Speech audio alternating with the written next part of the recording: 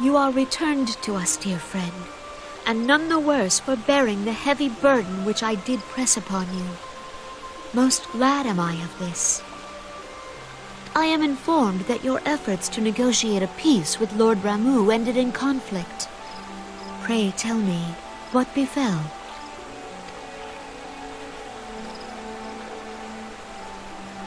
Ramuh made trial of you?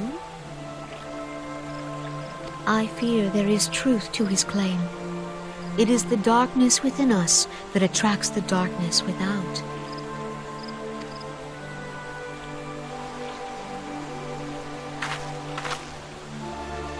It cannot be denied that misfortune follows man. For evidence, one need only look to the conflict brewing in Cartelo, or to the rising flood of refugees. Our shared struggle against the Empire should have served to seal our union. Yet the ties which bind the Alliance strain under the weight of gross self-interest. As the scars of the calamity begin to fade, so too does our sense of common purpose. Yet now is scarce the time to forget our shared responsibility. If this new-sprung realm is to survive beyond its infancy, it must needs be nurtured by all. Eorzea must be as one. Yet I fear that dream is still far off.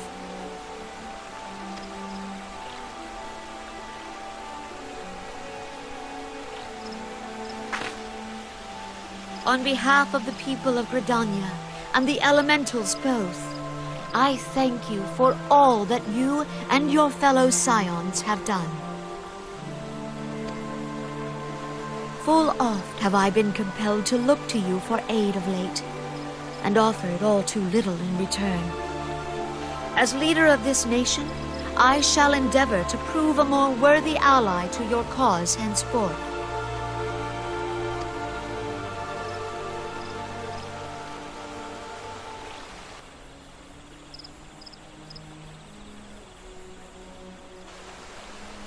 Lord Ramuh has departed, yet the keening of this ill wind grows no less insistent.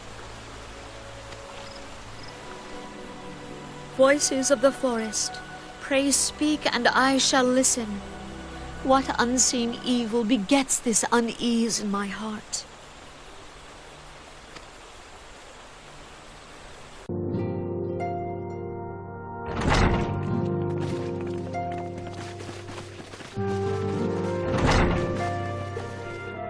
If everyone is ready, let us begin.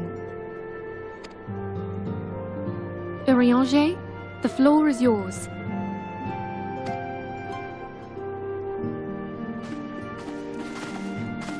As all here assembled now know, in its final hours as our Order's headquarters, the waking sands did play host to a most unexpected visitor. I speak of the Ascian clad in white, Elidibus. Unwelcome though his presence was, his words that day did serve to confirm a truth long suspected, that the Ascians are eternal beings, to whom physical destruction is as a temporary inconvenience. In the intervening time, Urianger and I have striven to discover a means by which the Ascians might more permanently be slain. And 'tis my belief that we have found the thread that will allow us to unravel the twisted skein of their existence. In the moments prior to Leviathan's most recent manifestation, the Sahagin elder who summoned him was observed to undergo some manner of ascension. The etheric readings taken by Y'shtola at the time of this transfiguration have proven most enlightening. The disruption to the flow of ether was sudden and dramatic. So tangible was the agitation, I scarce had need of my goggles. The significance of Y'shtola's readings might better be understood in the context of mine own, taken at the instant of the Lord of Levin's demise. Unlike the primal, the Sahagin was not subject to etheric dissipation.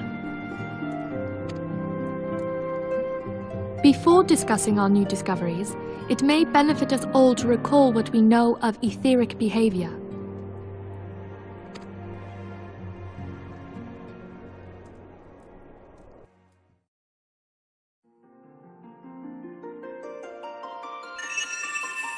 Let us begin at what some might call the end.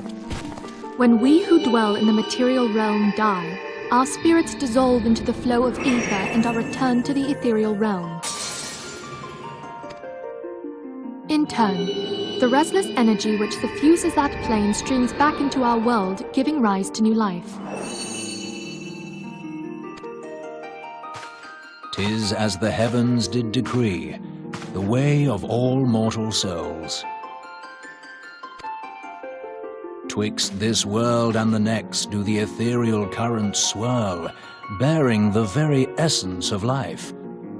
Thus doth the cycle of birth, death, and rebirth continue unabated.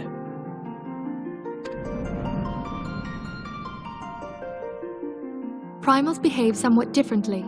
In order to manifest and then maintain a physical presence in this realm, they must consume vast quantities of ether, most often in the form of crystals. Though they may seem to live, their flesh is but ether given shape.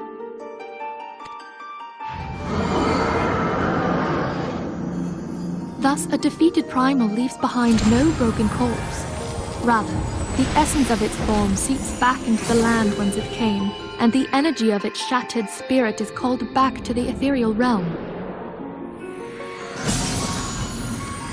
And there it waiteth, till next the prayers of the faithful do draw it forth from the sea of ether, to take their offering of crystals and make for itself a new body.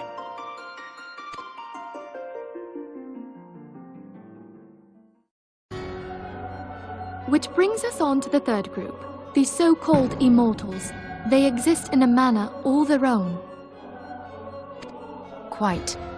Even as the Sahagin elder fell to the Admiral's musket shot, I witnessed the release of an ethereal cloud, which immediately took possession of a nearby minion.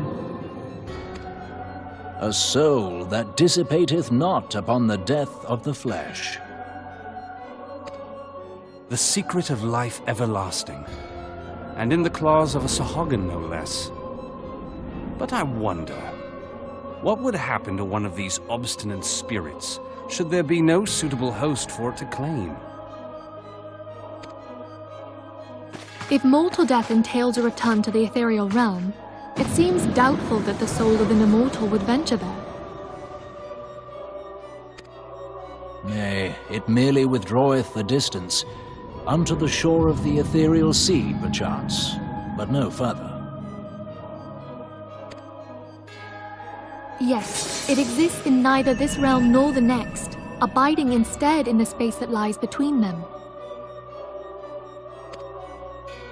The Ascians took control of Thancred by means of a crystal of darkness, an artifact which, if our theories are correct, serves as a gateway to the place I have just described. I was hoping people had forgotten about that. I am sorry, my friend.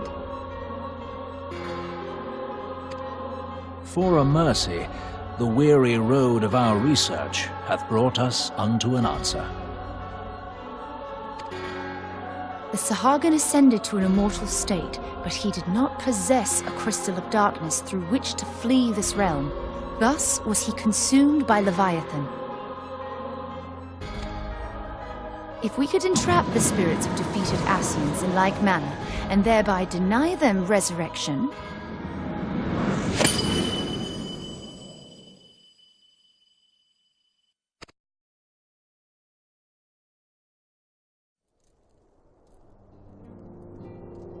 Therein lieth the path to victory.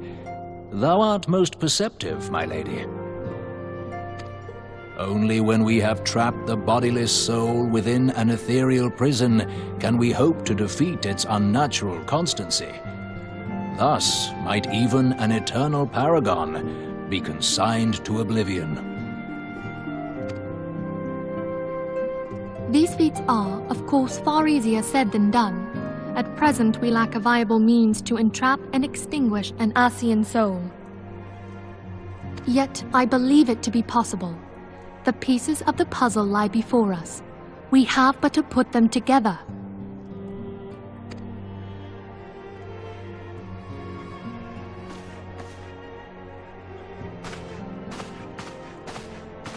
I will depart at once to convene with the sages of Sharlayan. Together shall we divine the steps by which our goals may be achieved. I have the utmost faith in you, Archon.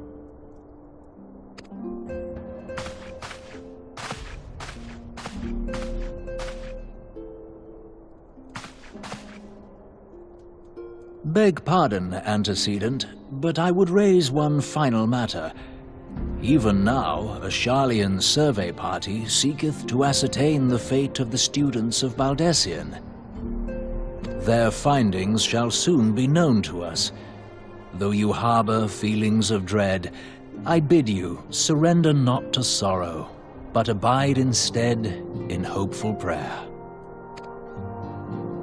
I shall, Archon. Thank you.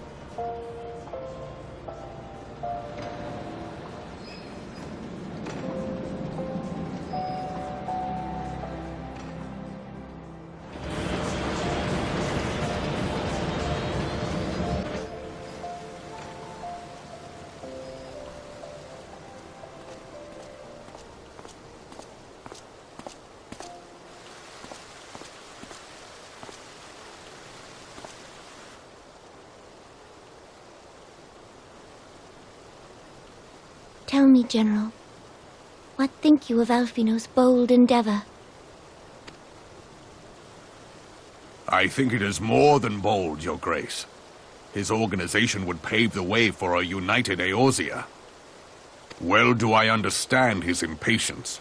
Since facing the common threat of the Ultima weapon, our nations have seemed farther apart, not closer together. Considering the many problems we face, should we not be glad that someone else is taking the initiative? We have all pledged our cooperation, yet the grumbling continues behind closed doors. Ul'dah is not alone in her duplicity. I myself have doubts as to the good this organization will achieve. With the inclusion of the finest soldiers of the 3 grand companies, it promises to be a fearsome military body. But whom will it serve? Even under the watchful gaze of the Scions, it is not unthinkable that such a force could perpetrate a great wrong.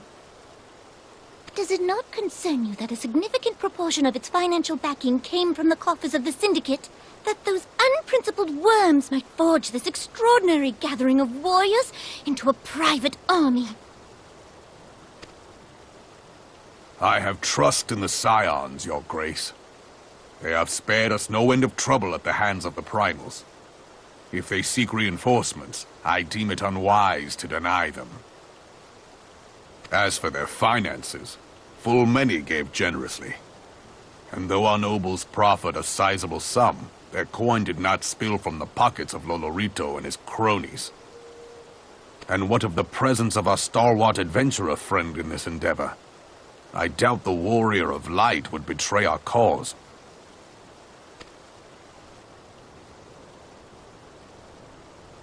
Yes, there is that, I suppose. Yet I have known people to change.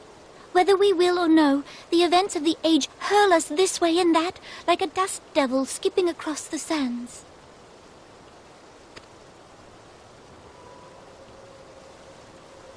Cannot be done about Telechi?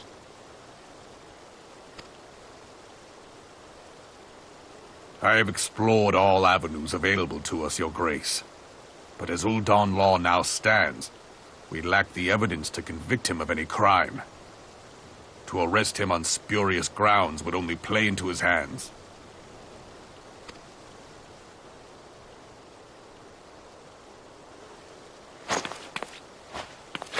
He has all but committed treason, and yet we can do nothing?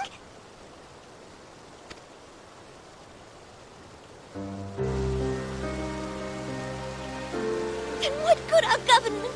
What worth the royal house? How deplorable this mockery of justice!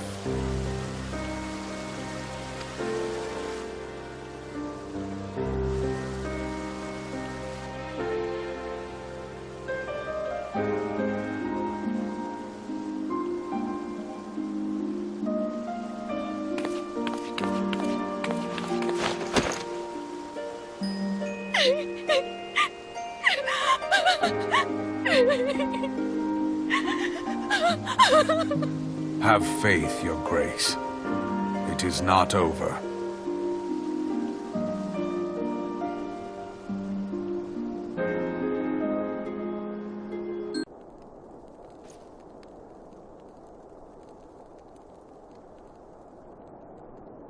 The incident with the new frontier hands? No, you need not elaborate. I have been following their progress with no small amount of interest. Brave men and women all. They do our nation a great service. The existence of a fortified outpost in Mordona will do much to dissuade the Empire from trespassing on Kurthus soil. Right glad am I that you have chosen to lend your support to this endeavor. Never let it be said that House Fortom does not acknowledge the efforts of her allies, or her debts. 'Twas in the spirit of gratitude that I arranged for sundry supplies to be delivered to Revenant's Toll. That the shipment should chance to be waylaid by heretics is poor fortune indeed. Poor fortune, I say, yet not without precedent. If you would know the truth of it, these incorrigible villains grow more organized with each passing day. This new unity of purpose we attribute to their leader, the Lady Iceheart. But though I have devoted significant resources to the task of identifying this woman, we have yet to learn so much as her birth name. What we do know is that the heretics speak of Iceheart in reverent tones, and would gladly embrace death rather than betray her. Such loyalty is rare indeed, and I fear to imagine what so committed a collective might achieve. The brigands have not yet been so brazen as to risk direct confrontation here in Dragonhead. Some few of their number have, however, been sighted not far to the west of here, and with ever-increasing regularity. A visit to Whitebrim Front may bring you the answers you seek. Will you brave the snows, knowing what implacable foes may lie in wait? Halone's blessings be upon you! Though I take no pride in the admission, many of mine own countrymen are not so well suited as you adventurers to dealing with such foes. Were they dragons, it might be otherwise. But truly, I could not wish for a finer ally. You have done much for my house in the past, and I have no doubt but that I shall have cause to celebrate your deeds again ere long. Should you learn aught of value, pray return to me forthwith. A warm hearth and a warmer welcome shall be waiting for you.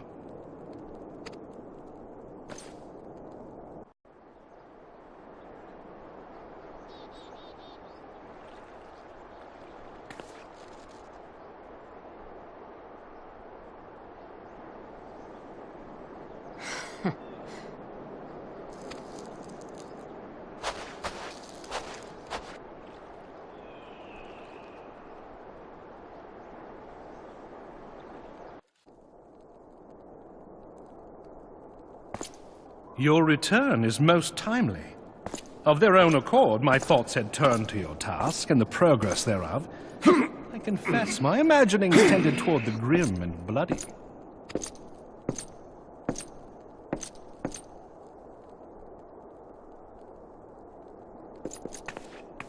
But you are here now, and I suspect such frivolous wonderings do little justice to the reality of your travails. Tell me, what did you learn of Iceheart?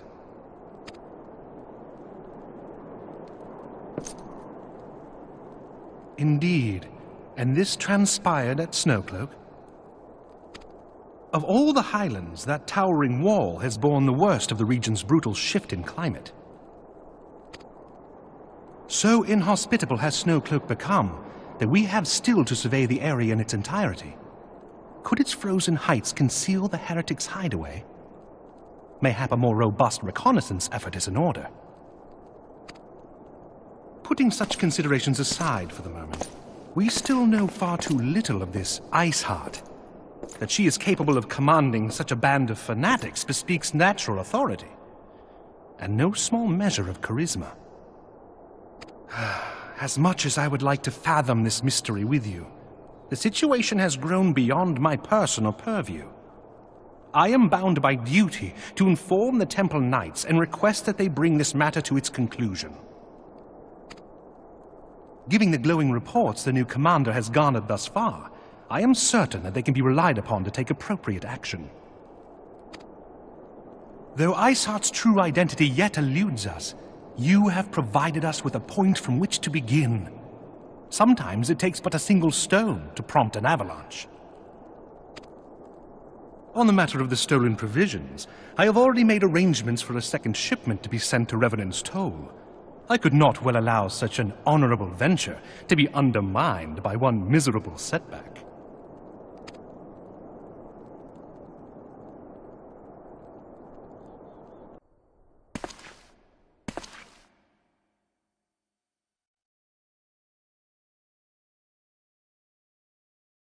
Comrades, your presence here this day signifies the momentous choice that each of you has made.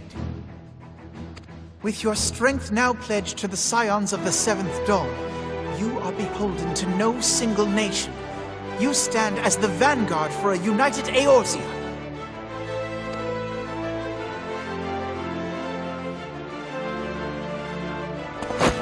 from this moment forth, I declare you Crystal Braves. Let us mend this fractured realm and face our enemies as one.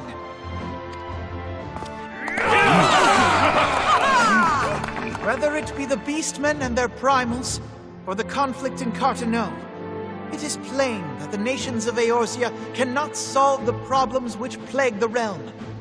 Thus does it fall to some few heroic souls to succeed where they have failed. Come, take your place at the Scion's side as guardians of Eorzea, and together we shall fight for the freedom of all! For the freedom of all!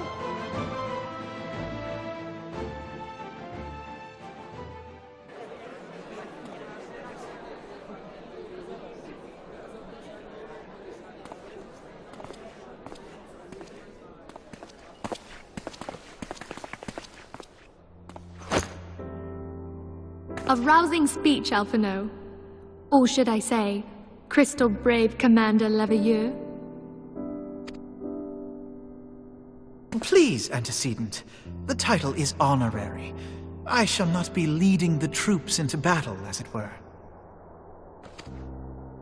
We are of the same purpose. Let us join hands and do what must be done to save this land. The Scions stand ready.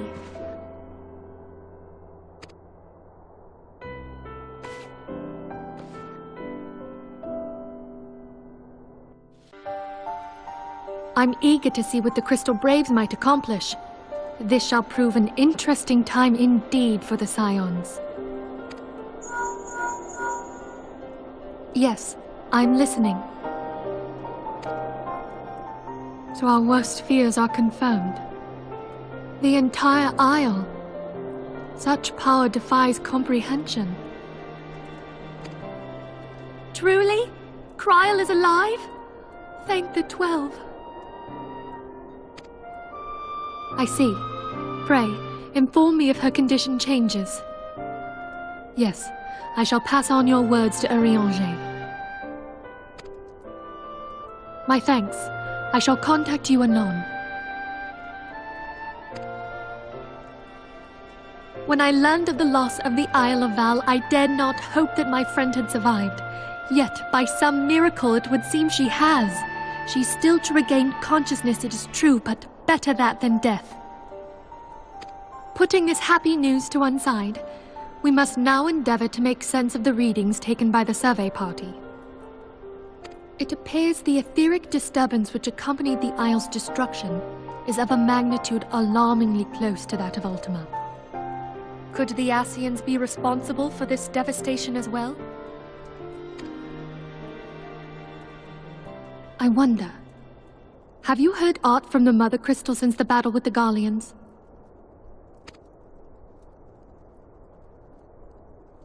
Then she speaks to neither one of us. Heidelin silence portends naught but ill, I fear. Louisoix, I pray you yet watch over us.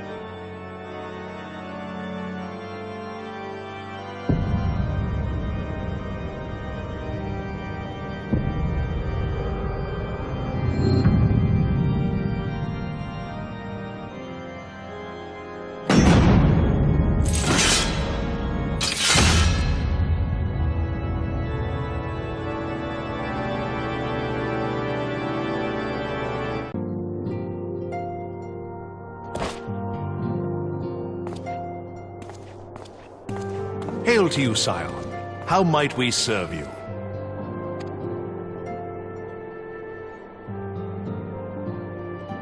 Commander Leveilleur bade you serve us? These are welcome tidings indeed. Given the sensitive nature of the task, I could not rely on one of my own.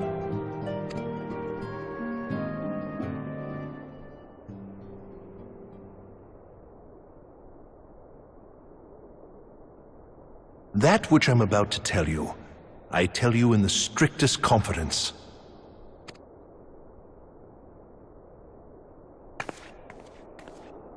Some days ago, we received certain documents from an anonymous source. They notified us of the presence of a Garlean agent within the ranks of one of the Grand Companies. Following some discreet inquiries, we identified a suspect among the Immortal Flames, whom we detained for questioning. Alas, the man was not our agent. He was but one of many men in the agent's employ.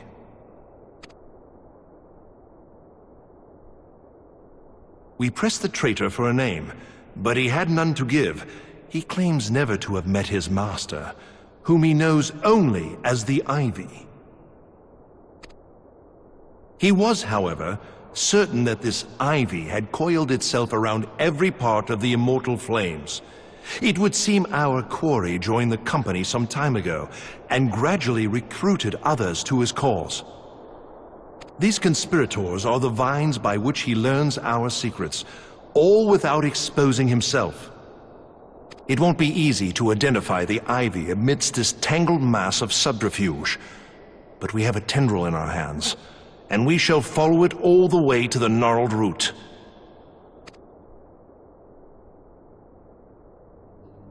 Now, much as I would prefer to proceed with due discretion, circumstances demand that this matter be settled post-haste. Garlemald's War of Succession nears its end, and it is feared that the Empire will soon resume its march on Eorzea. When it does, we can ill afford to have traitors in our midst. The Ivy must be rooted out now. We must begin by apprising General Reborn of our findings. I would ask that you accompany me to the Hall of Flames and remain on hand to see that things go smoothly. Assuming the Ivy's tendrils are as widespread as we believe, he will be aware that an investigation is underway, and if that is the case, he may well move against us. We must be prepared for anything, while taking care not to betray our purposes by seeming prepared. A simple enough task for a one-woman army like you.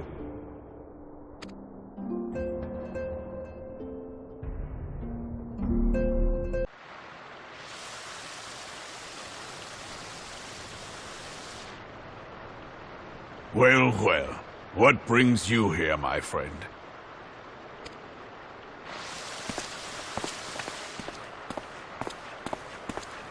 She is here at my behest.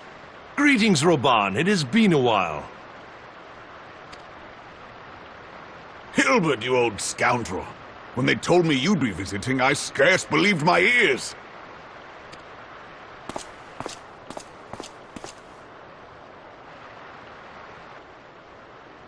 But look at you! The honored captain of the Crystal Bloody Braves. Who'd have imagined, eh? Not many. But fewer still would have imagined your destiny lay in politics, old friend. Aye, we've both come far, have we not?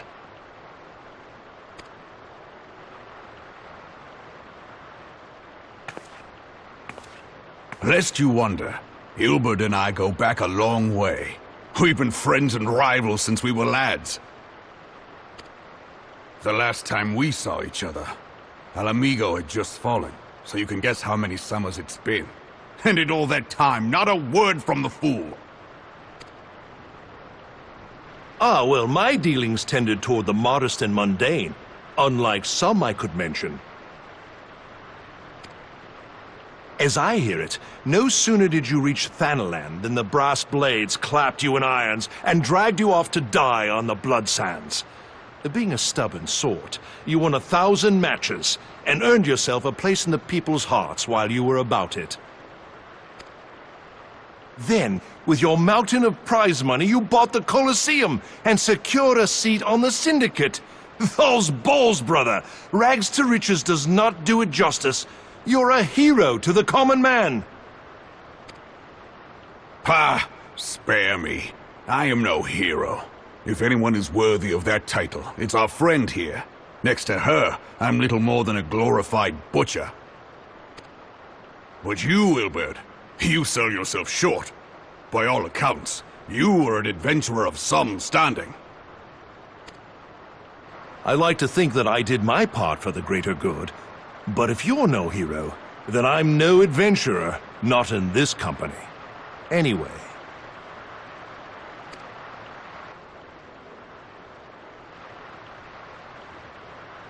I have tidings. So there has been progress. I've let it be known that this meeting is a reunion between old friends. None will give your visit a second thought. To convene elsewhere would only attract attention. Let us speak here, in plain view of all.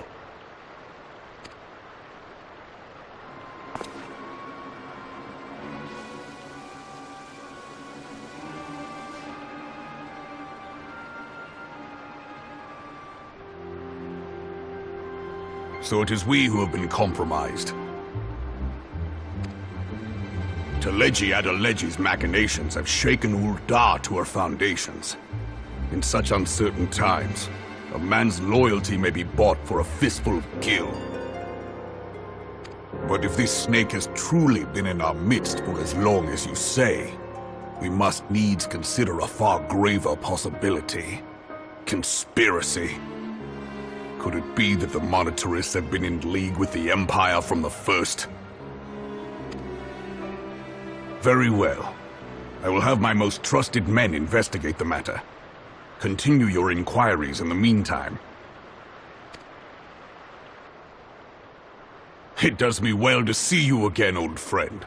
When next we meet, let it be over a flagon of ale. I look forward to it. Let us reminisce of bygone days, and drink to the future of our homeland.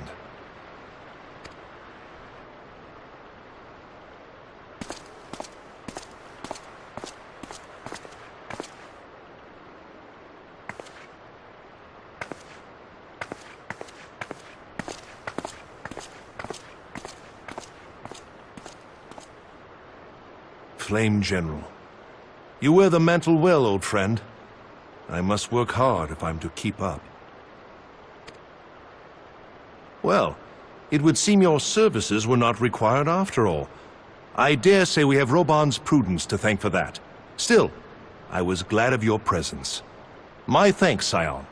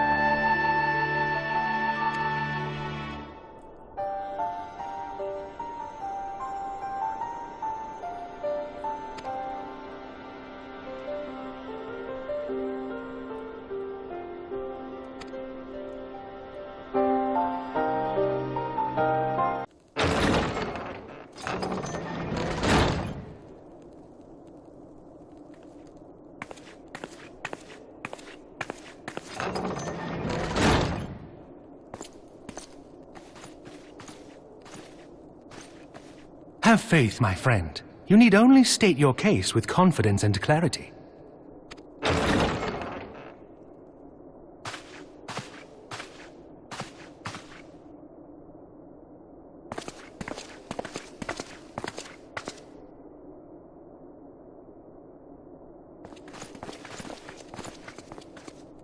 Commander Leveilleur, it is both an honor and a pleasure to meet you.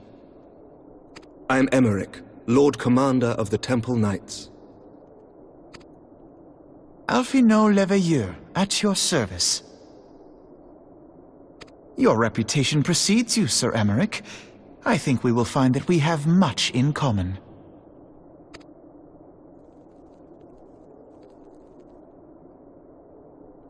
Speaking of reputations, yours towers over us all. Does it not? It does indeed, Lord Commander.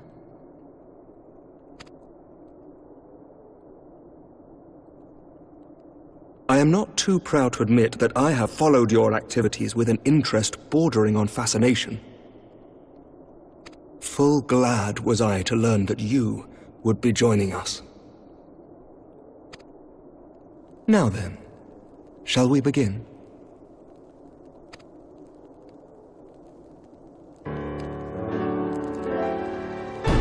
We know full well that the Garleans will return in force ere long. What is more, we have yet to achieve a lasting victory over the primal menace. The beast tribes continue to summon their gods, and each incarnation is stronger than the last. Ishgard is not immune to these threats. I must reiterate that it would behoove your nation to rejoin the Eorzean alliance. Once again, I must respectfully disagree. On what grounds? Despite their presence in Kurthus, the Ixal do not concern us. Their territorial claims pertain to Gridanian lands, and it is the people of Gridania whom they harry. Consequently, the Holy See judges this to be a Gridanian affair, and Ishgard does not intervene in the internal affairs of other nations.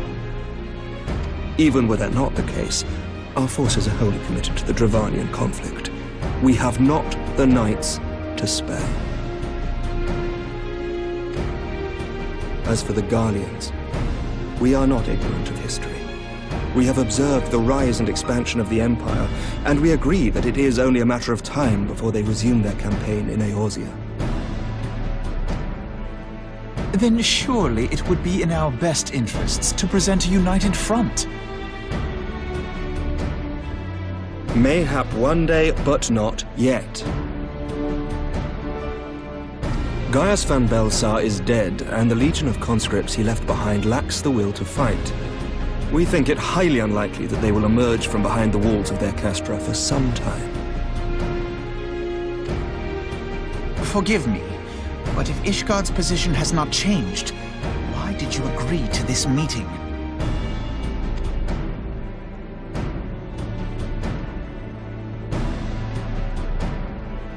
It was not only as a representative of Ishgard that I came here. Pardon? It is not within my power to change Ishgardian policy, regardless of my personal feelings. There is, however, one area in which I may exert a measure of influence. Concerns have been raised over the supplies House Fortin has offered to Revenant's toll. These have led to calls for restrictions on the provision of aid to foreign powers. I can ensure that the shipments continue unabated.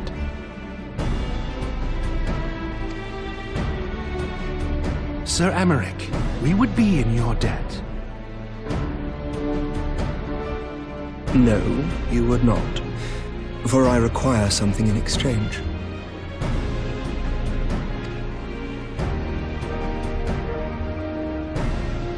Of late, there has been a flurry of Dravanian activity, the purpose of which was not immediately clear.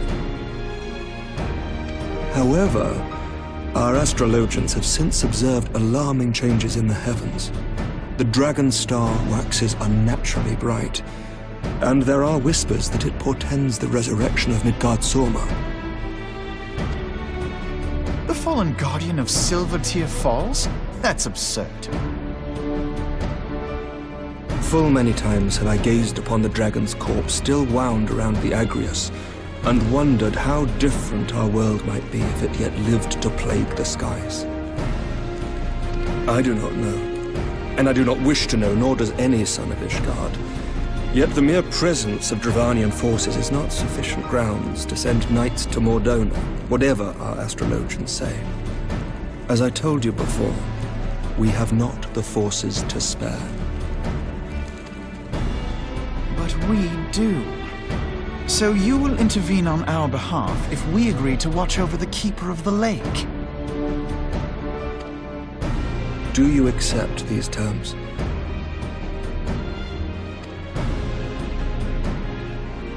I do.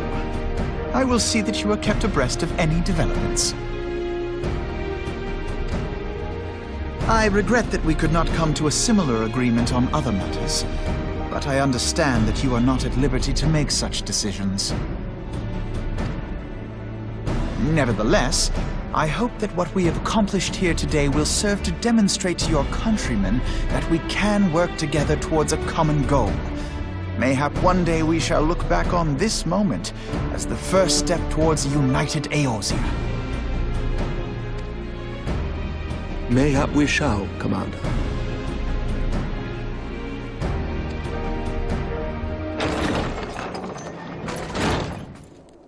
What is the meaning of this?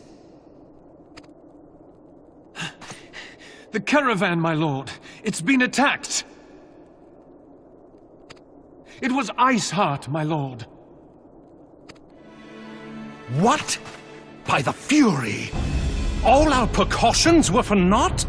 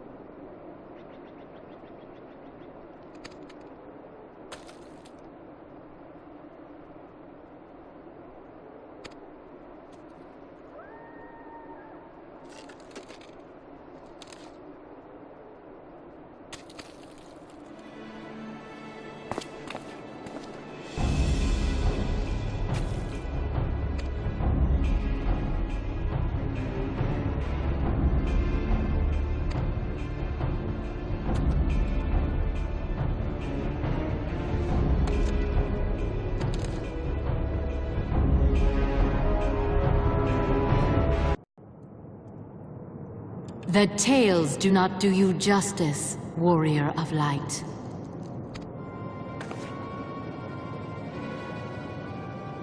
Yes, I know who you are, and you know who I am.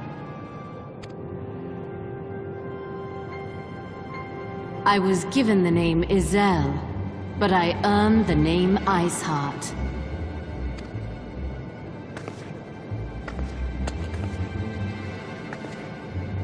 This endless cycle of hatred, of bloodshed, of sorrow. You would see it continue, O noble warrior of light. I would not. I will not. I will bring an end to this war between dragon and man, no matter the cost. In time, you will come to understand that what we do for the greater good. For Eorzea, for Hydaelyn.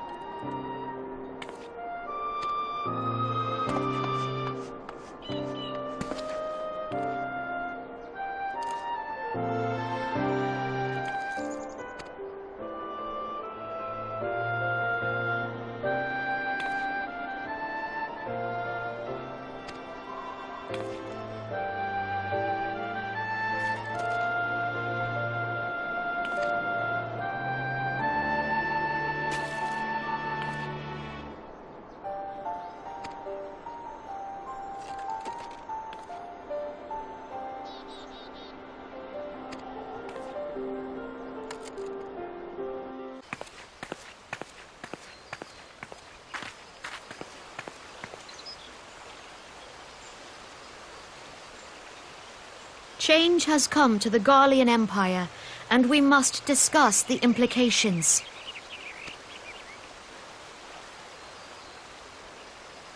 The rumors are true, then? The War of Succession is ended?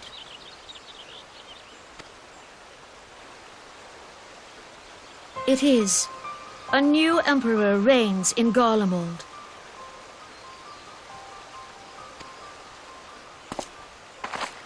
Who?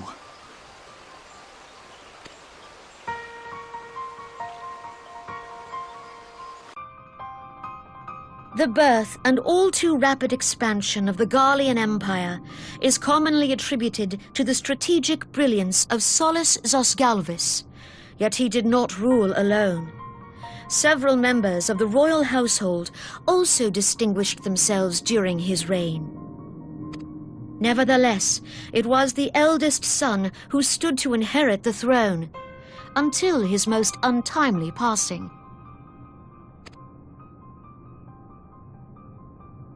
I thought us fortunate when I learned that the Emperor had died without naming a successor.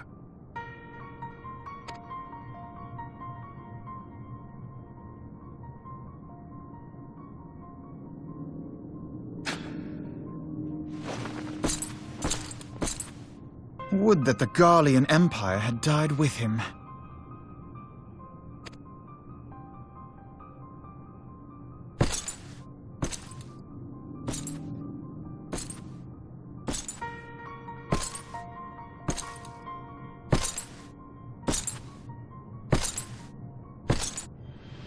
'Twas the grandson and his uncle who had the strongest claims, was it not?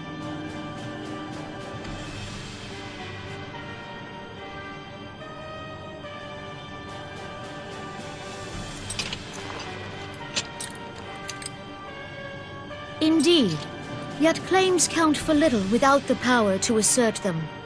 High Legatus Varus Ye Galvus is a respected military leader, not so his uncle.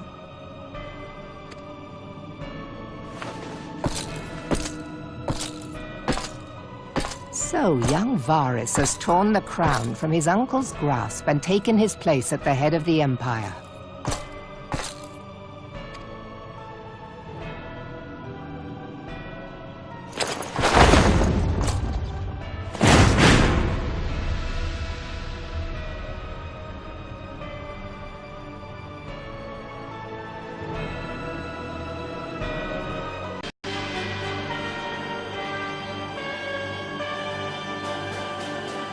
Given the troubled nature of his succession, the new emperor will require time to seal his grip on power. Yet have no doubt but that he shall, for there are none left with strength enough to oppose him. Since the success of Operation Archon, the remnants of the 14th Legion and the forces occupying Alamigo have done naught but fortify their positions. But you can be sure they'll be ready to march on us again, if their Emperor gives the word. When, not if. They say this Varus was so set upon Eorzean annexation that he spoke out against the Meteor Project. Plainly, the new emperor's intentions are of great concern to us all.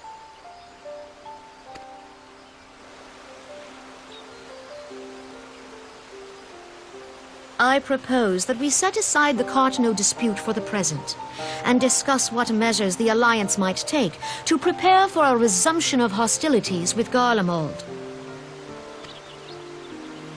Moreover, I move that we re-examine the question of how our former allies in Ishgard might be persuaded to retake their place at our side. Could Eorzea but stand as one, 'twould deal a grave blow to our enemies' ambitions.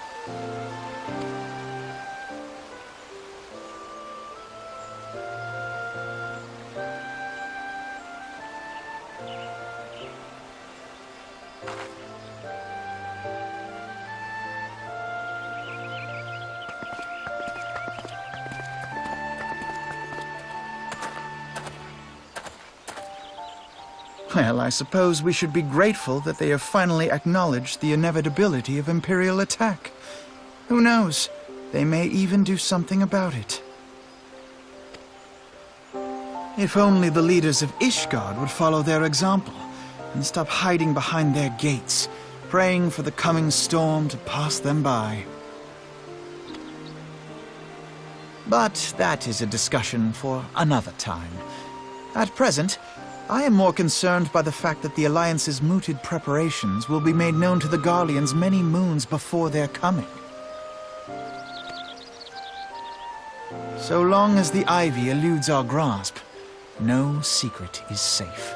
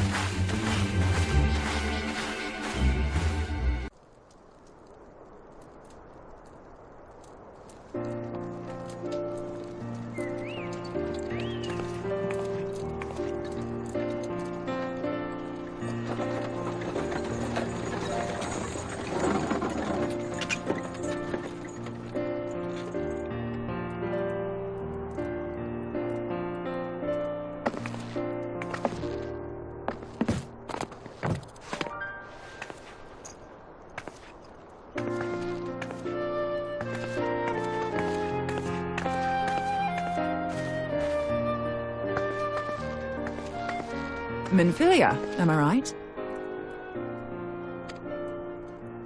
None other.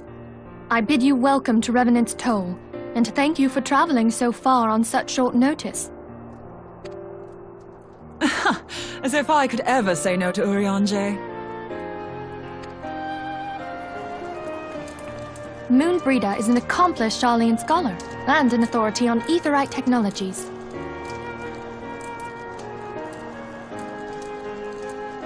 She has played an invaluable role in our search for a means to capture Ascian souls. Charmed, I'm sure.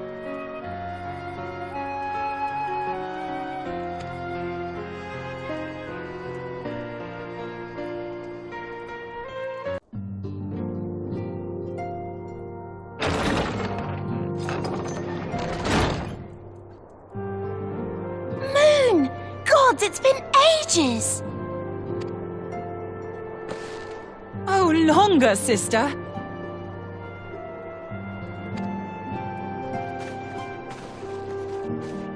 A joyous reunion indeed. Well, of course it is. Moon and I are like twin sisters. Save in appearance and aptitude.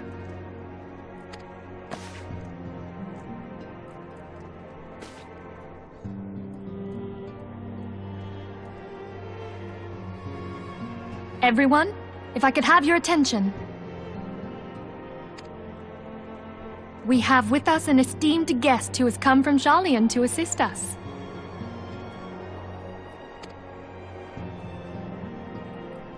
I bid Moonbreeder join us here that she might share with us her extensive knowledge of aetherites.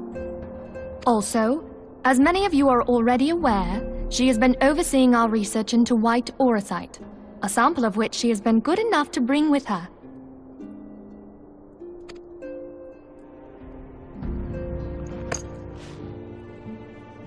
Well, I had to come, didn't I?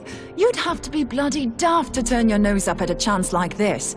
Where better to conduct my final tests than a land so steeped in ether you can taste it?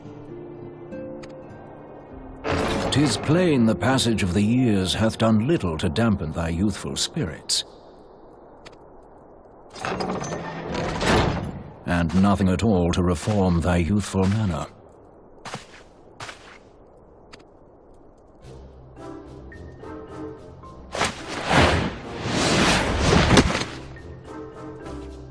Urianger, where in the hells have you been hiding? Unhand me.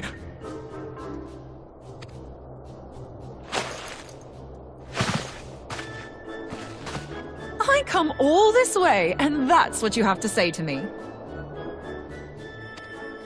I much preferred when you were pleading with me to drop everything and hurry to your side. What was it you said? None save thee can satisfy this need. Go on.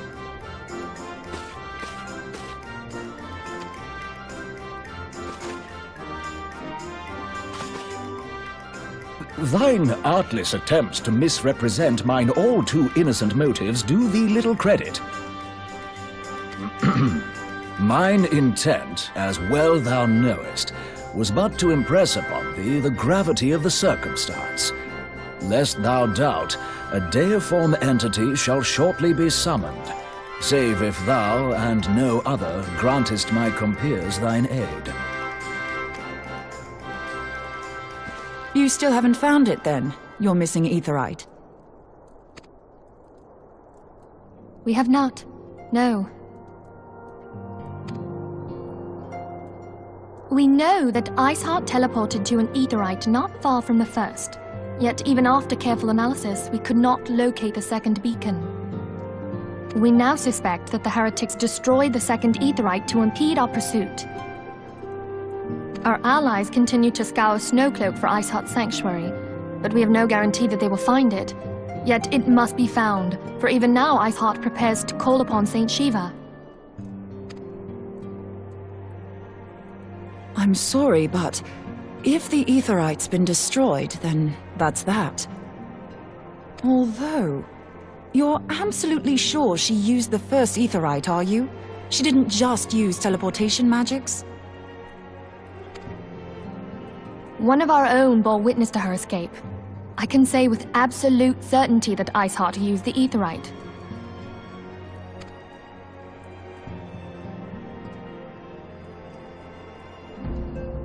In that case, there might be a way, so long as the ethereal current is still flowing. Truly? How? We use the current to recreate the beacon. As you know, aetherites are a bit like lighthouses. We use them to reconstitute our physical forms when crossing the ethereal sea. Without them, we'd lose all sense of direction and our essence would dissipate. However, we don't rely solely on these beacons. There are currents of ether which flow between them, currents which help guide us to our destination. Now, these currents will gradually dwindle away to nothing if an aetherite is destroyed. But if even a sluggish flow remains, we could theoretically use it to direct a surge of concentrated ether towards the void left by the beacon, and thereby fill it up again. Like opening the floodgates to fill a dry riverbed. Though, correct me if I'm wrong, but would we not need a veritable reservoir of ether? In concert, we might manage to channel a sufficient volume, yet that is not my chief concern. To direct the flow of so great a volume of ether with the requisite precision would be a nigh impossible task in itself. I barely succeeded in facilitating travel to an unattuned beacon. That which you describe sounds considerably more difficult.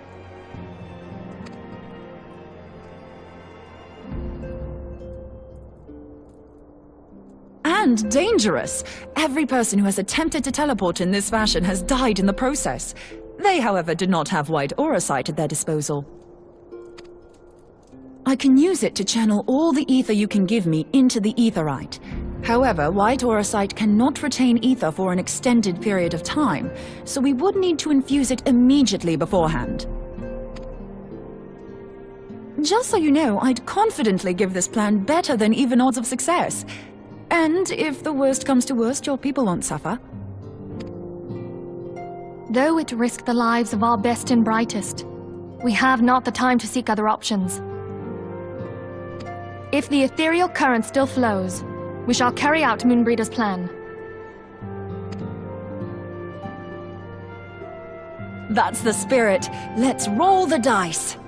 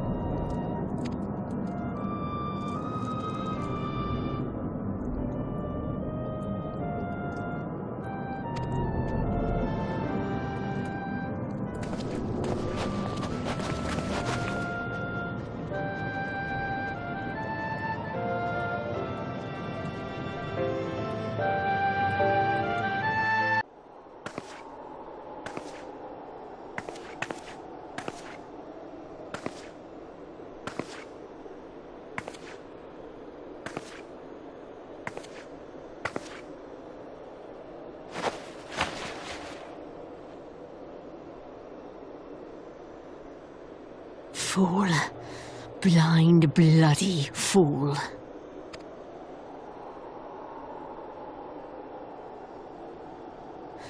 You, of all people, should understand the suffering war begets.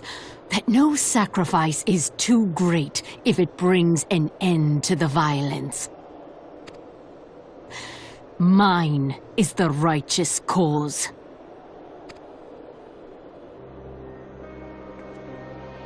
You fight in a war you do not understand. A pawn of liars and schemers. And they are no less ignorant than you, following the creed of their fathers without question, never thinking to ask why. Trapped in a delusion of their own creation, and blind to the truth.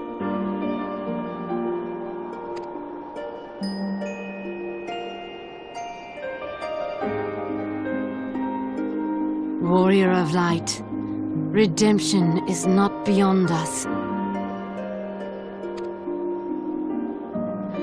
We who walk before may lead those who walk after. Seek the keeper of the lake. See with eyes unclouded.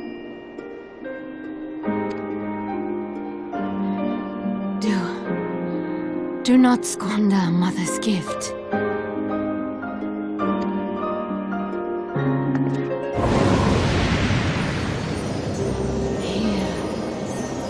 Feel, think.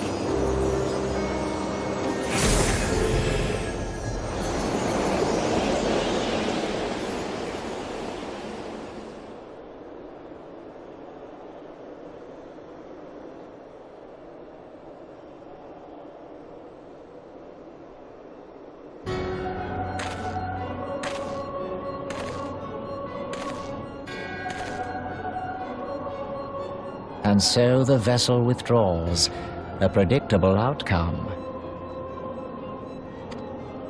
Nevertheless, La Habrea will be pleased. How unfortunate.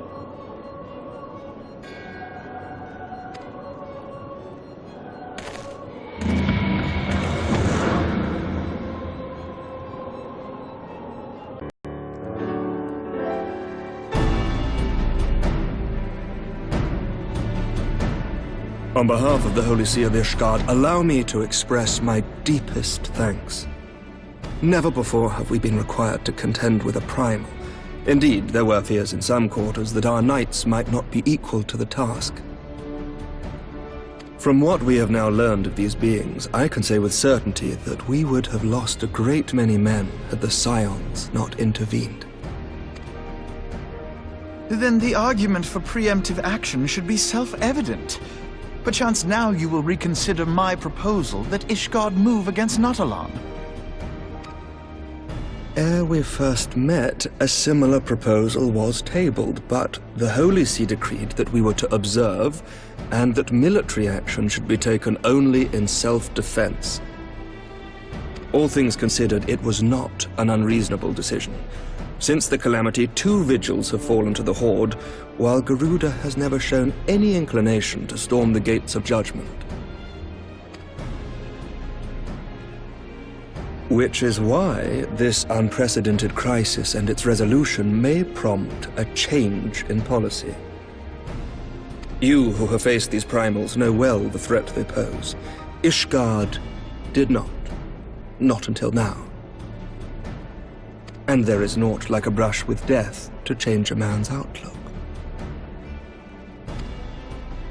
At the very least, this should silence any lingering objections to our arrangement with Revenant's Toll.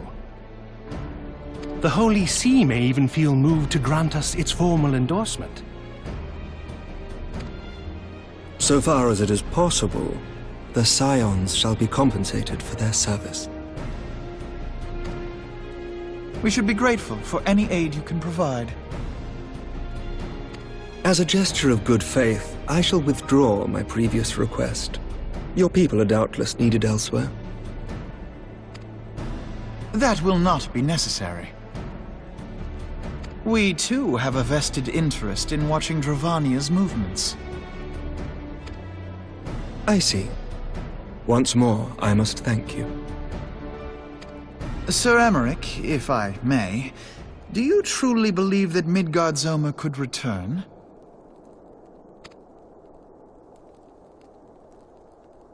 The heavens are a window unto truth, but those who interpret their movements are not infallible.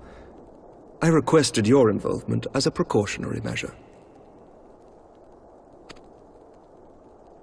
But of course, you sought an excuse to compensate us from the first, mindful of what would happen if Revenant's toll were taken by your enemies. Ishgard is not wont to aid its neighbors, but that does not preclude it from manipulating them to serve its own interests. Choose your next words carefully.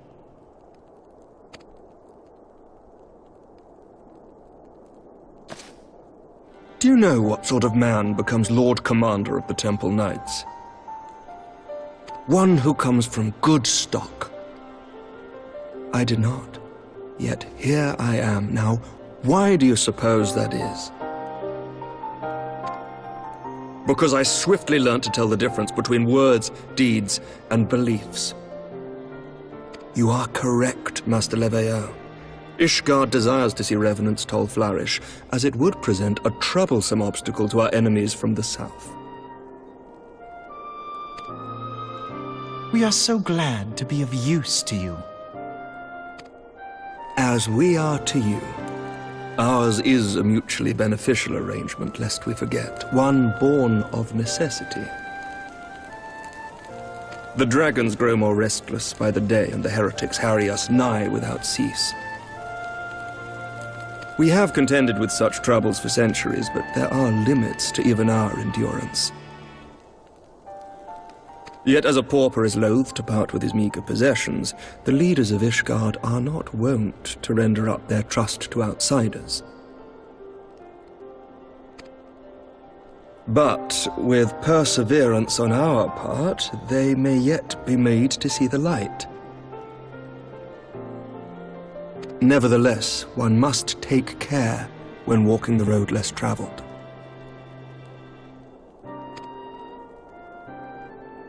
Wise words, Sir Emmerich.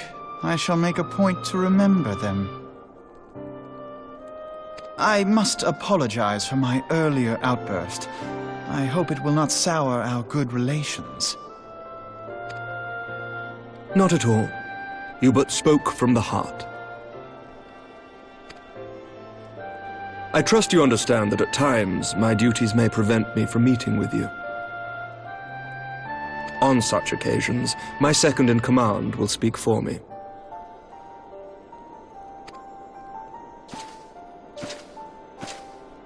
Lucia, at your service. Pray excuse our reticence. We are but wary of speaking too freely, lest our sentiments be made known to our enemies. Know that the Lord Commander and I are of one mind. For the sake of Ishgard, and of Eorzea at large, I pray our peoples can put aside their differences.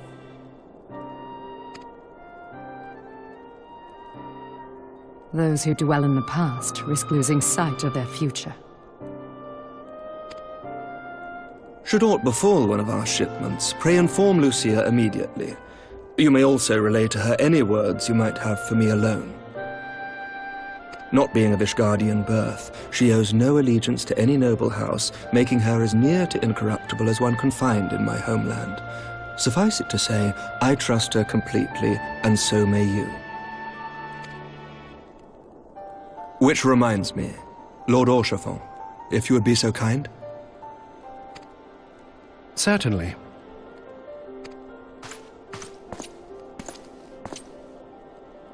In times such as these, trust is ever in short supply. Mayhap this will go some way to rectify the problem. The results of our investigation into the heretics' recent attacks, as well as our interrogation of the merchant you detained. Sir Emmerich, I cannot thank you enough. Think nothing of it. Ishgard may be many things, but it is no friend to Garlemald. Did I not tell you to have faith, my friend?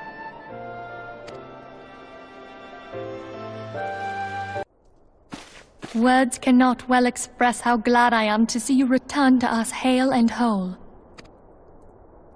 Needless to say, I am most eager to hear your account of that which occurred in Kurthis, assuming you're ready to speak of it. Excellent.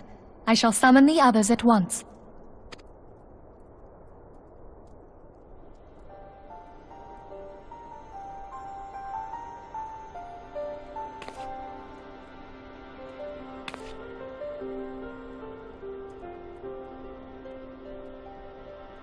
Iceheart used her own body as a vessel for a primal soul? Master Louisoix's writings make no mention of such a possibility. Can we be certain this entity was a primal? As certain as we can be that good King Mogomog XII was a primal, I should think. Both were ostensibly summoned. Let's not quibble over definitions. Of more concern is the implication that Iceheart retained her will, even after she was possessed. We are talking about a mortal, wielding the power of a primal. It can't possibly be that easy, can it? There must be some sort of sacrifice required. Or maybe she's just special? What qualities this woman possesseth, I know not. But full sure am I that she was groomed for this role. Few are privy to the secrets of summoning, and but a single party standeth to profit from their dissemination. Well, I wouldn't presume to comment on how the lass came to know about summoning, but I will say that what she summoned was a primal. The readings were the same, or near as damn it. Strange as it all sounds, it's really no different from what you've faced before. Then mayhap it is time that we re-examined our previous encounters. Pack your things, Ida. We're going back to Gridania. Yes, sir!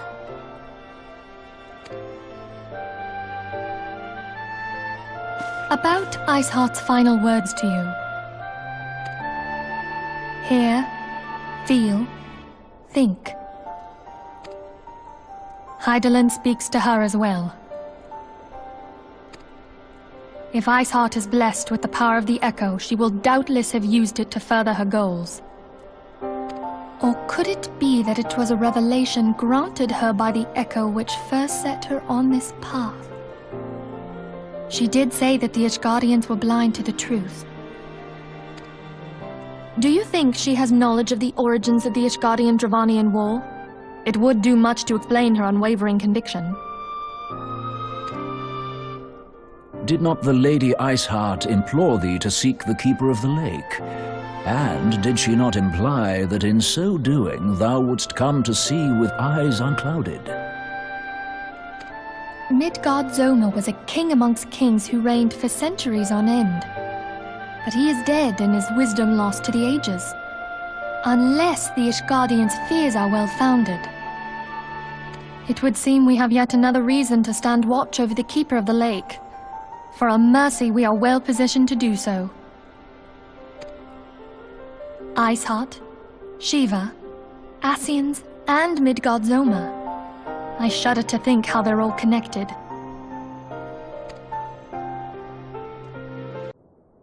I have heard. Truly bothersome business. No, I do not foresee a problem on that front. The main concern is Reborn. There is no telling what the brute might do. Have the Blades watch him in the flames day and night.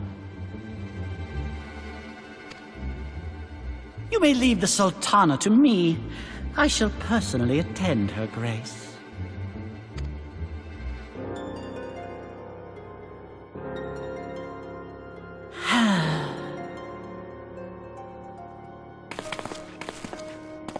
Sever one of the East Aldenard trade routes.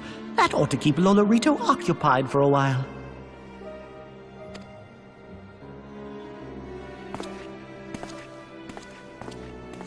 Nanamo Ulnamo. For my sake, Pray be a good little sultana to the last.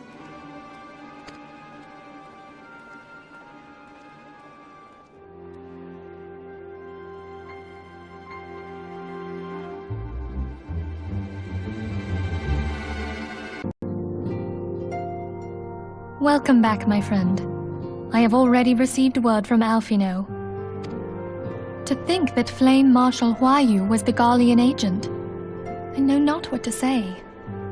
Together with Reborn, Eileen lent us much-needed aid at the time of our Order's founding. She was particularly passionate about the need to tackle the primal threat. When we discussed the subject, her eyes fairly shone with determination. Whatever else she may have been, I choose to believe that it was her true self with whom I spoke then. But now is not the time to dwell on such matters. I have an important announcement to make regarding our effort to defeat the Ascians. We shall begin as soon as everyone is assembled.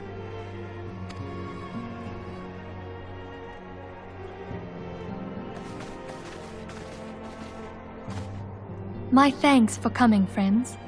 Moonbreeder, the floor is yours. By now, I'm sure you're all familiar with White Auracite, the miraculous material that'll allow us to capture Ascian souls. Back at Snowcloak, we verified its ability to absorb vast amounts of ether. Alas, it leaves something to be desired in the area of stability. The stone can only store ether for a short while before expelling its contents.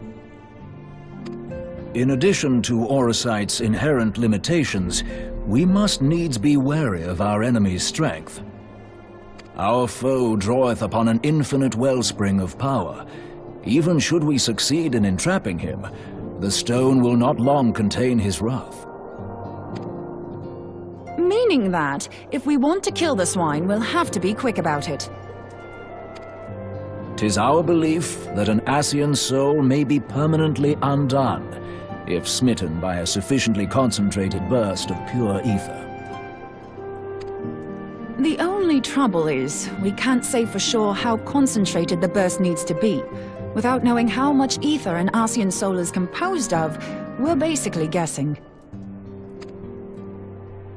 Our sole clue lieth in thy struggle with La Habrea.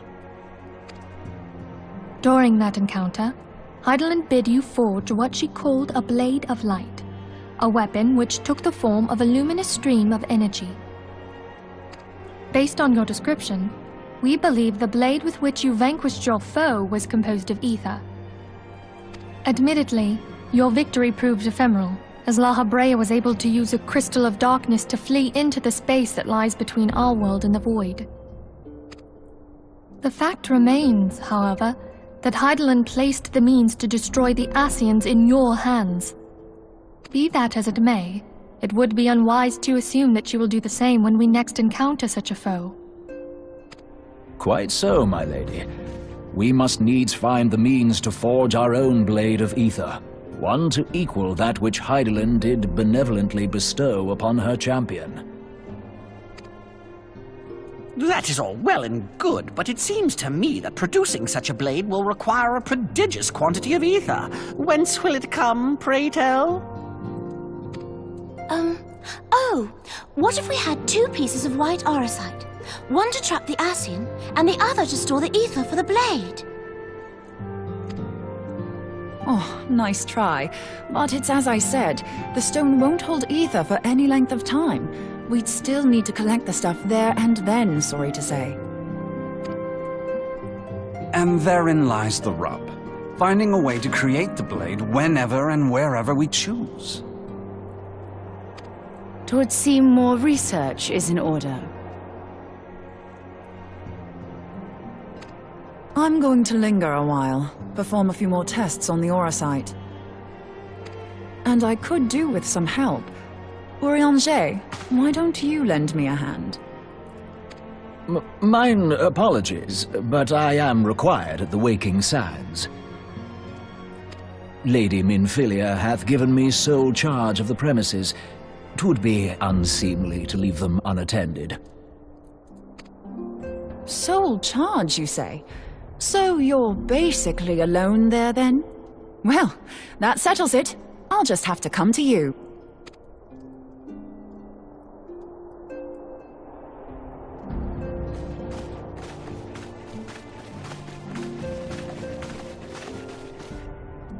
While you were afield, word arrived from the Sharlayan motherland. You will recall that a survey party was dispatched to investigate the incident at the Isle of Vow. What they discovered was troubling, to say the least. According to the report, the isle has been erased from existence. 'Twas as if a hole had been torn in the very fabric of reality. Aye, yet the mystery endeth not with the isle's disappearance. It hath come to light that a number of scholars in various other locales were reported missing at a similar juncture. What's more, they all had something in common with the head of the students of Baldessian. Every last one of them was researching a phenomenon called dimensional compression, or the rejoining as the ancient texts call it. I'll be damned if that's a coincidence. All indications suggest Ascian involvement, but I sense that a force greater still is at work.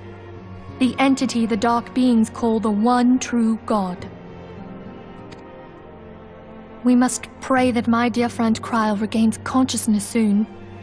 If she bore witness to the Isle of Val's final moments, she may be able to shed some light on this mystery.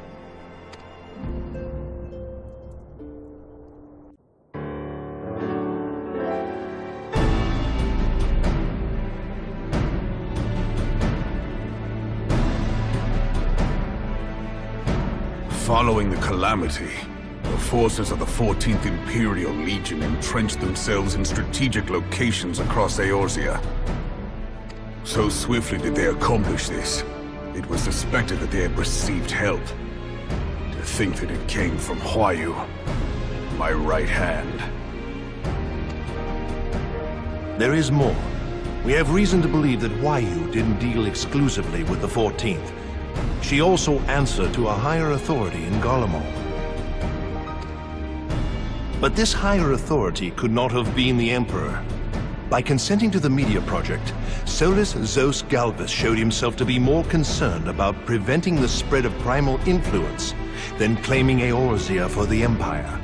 He would happily have seen the lot reduced to ash. We believe a number of high-ranking figures within the royal household were against the decision, but that they knew better than to oppose the Emperor openly. Of course, this didn't prevent them from making clandestine provisions, in which Huayu played a part. Alas, these provisions did not prevent Dalamud from falling, and the ensuing chaos changed the face of the realm forever. Yet Eorzea survived.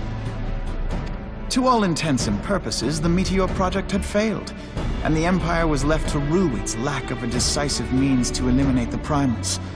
Until, that is, it stumbled upon the Ultima weapon.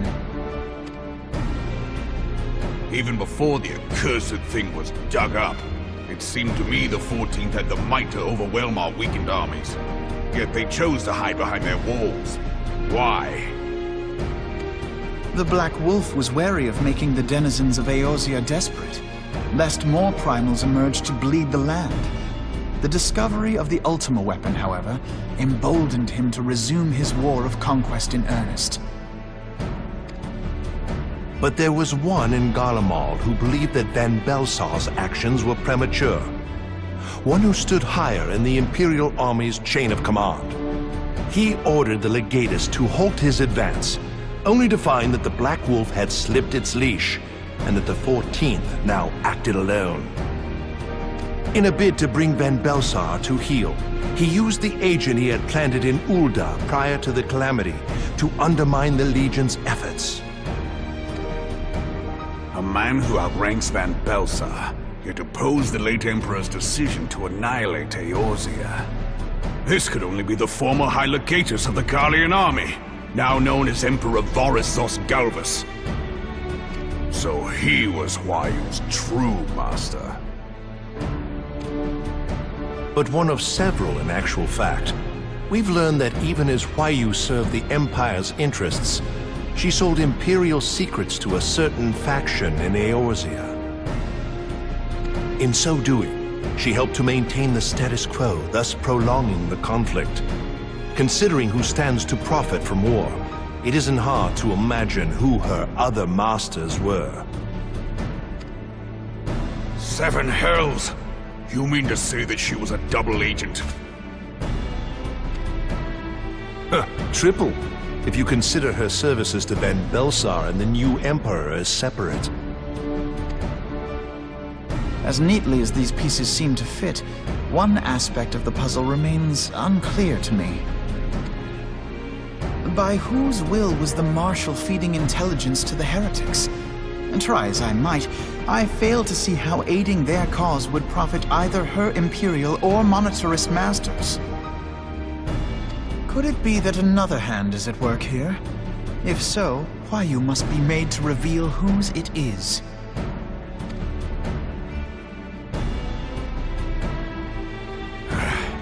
Not only have I lost a trusted friend, now I must interrogate her as a stranger.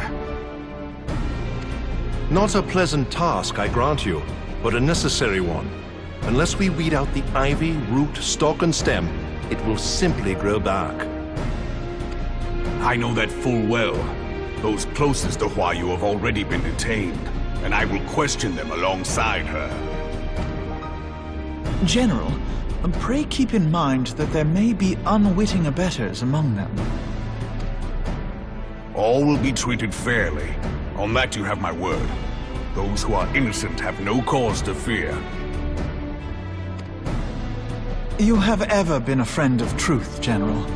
I hope the unpleasant task of weeding out falsehood will not detain you too long.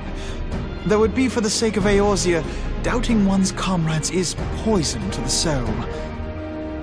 And with that, I take my leave.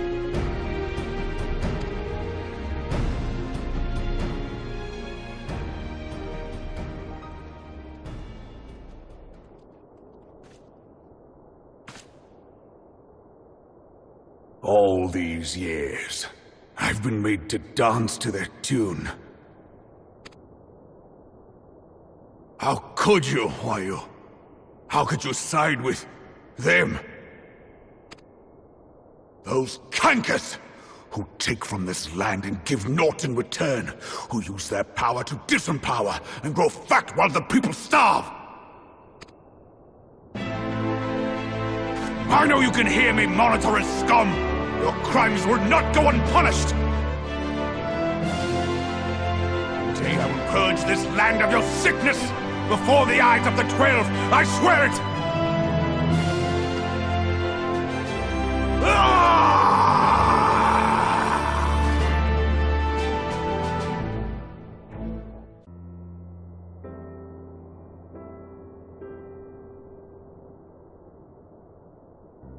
I shall have no further need of you this day. Your Grace.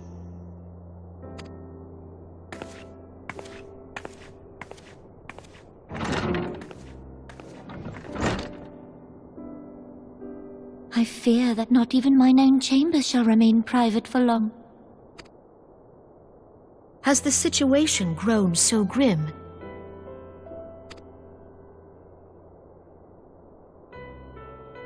Ever since he proposed the Cartano Reclamation Bill, Teleji Adeleji has risen to greater prominence upon the backs of impoverished refugees. The monetarists were ever united in their pursuit of profit, but the man's actions have torn a rift in their ranks. They snap at each other as rabid dogs. Yet now is not the time to be bickering among ourselves. If this bickering is a threat to law and order, might you not have grounds to dissolve the Syndicate? Would that the solution were so simple, Admiral. Alas, my moving to dissolve the Syndicate is certain to spark outrage among the influential merchant class, whom the Cabal represents. This would serve to exacerbate the current unrest, and peace would slip still further away. Be they rich or poor, natives or refugees, all who reside in Ul'dah have a right to pursue happiness. It is the duty of a ruler to protect this right. If I am to perform my duty, I must needs tread warily. It would not do to make enemies heedlessly.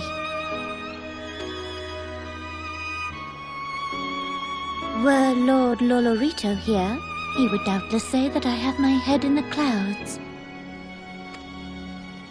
A ruler is required to take a wide view. Try as we might to cater to all needs, some will inevitably be overlooked. As such, there shall ever be citizens who feel aggrieved.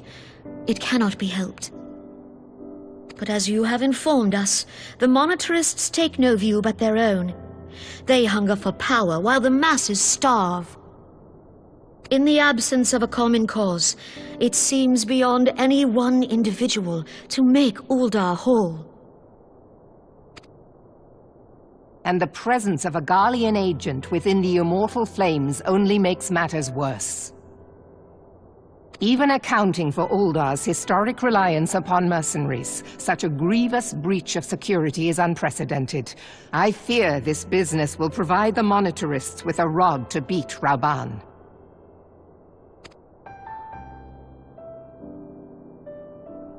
Eorzea can ill afford for the immortal flames to be dampened now. Ere long, the Garleans will turn their ravenous gaze toward our lands once more. If we are to resist their might, our nations must stand together. Yet for this to happen, our nations must be whole. Cannot be done to improve the situation in Uldar.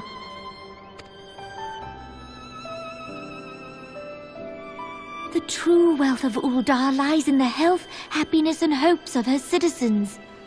Alas, the citizens shall never know these things, so long as their lives are ruled by the ambitions of the few. The monetarists claim to represent the best interests of the people, but in sooth they desire only to manipulate them for their own selfish ends. For the government to serve the people, it must be formed of the people. For Uldar to move forward, it is not only the Syndicate that must be dissolved. Nay, you jest.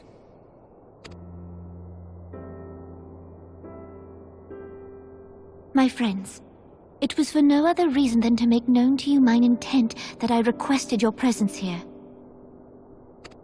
When I make my declaration to the people, chaos shall inevitably ensue.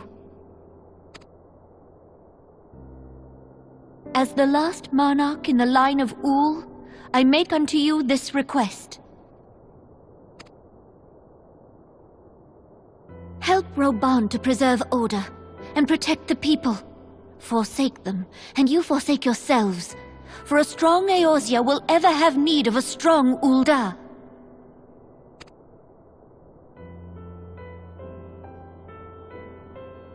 Your Grace, are you certain of this?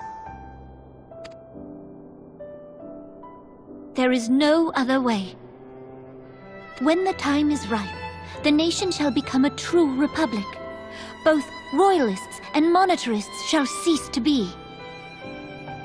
Uldar will no longer belong to kings or queens or merchant princes, but to her people.